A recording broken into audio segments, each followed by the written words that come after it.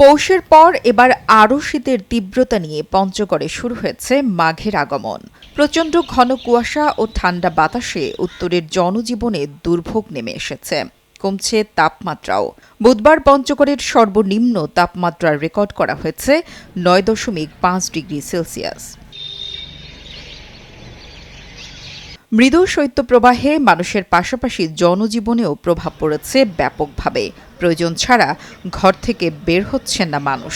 দিনের বেশিরভাগ সময়ে ঘন কুয়াশা থাকায় হেডলাইট জ্বালিয়ে চলাচল করছে যানবাহনগুলো। তবে জীবিকার তাগিদে নিম্ন আয়ের শ্রমজীবী মানুষকে কনকনে ঠান্ডা উপেক্ষা করেই বাইরে বের হতে হচ্ছে।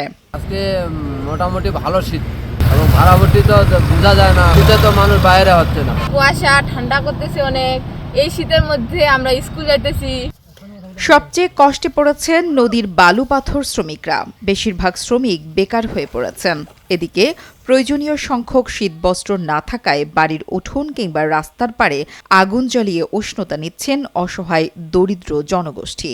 আমি কষ্ট আছি খুবই। বর্তমানে মাঘ মাস পড়ে গেল, যা কুয়াশা আর বাতাস, কম্বলও পাচ্ছি না, আর ঝাপড় নাই, আর সময় ঘুমাইতে পারি না। আগুন ধরাইছি, যা ধোঁয়া, মানে সকালের অবস্থা খারাপ, অবস্থা সকালে ভালো নেই আর কি।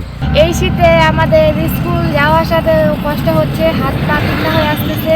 জানা গেছে এবছর পঞ্চগড়ের দরিদ্র মানুষের জন্য ১ লাখ শীতবস্ত্রের চাহিদা পাঠানো হলেও পাওয়া গেছে মাত্র ৪৫,০০০ শীতবস্ত্র।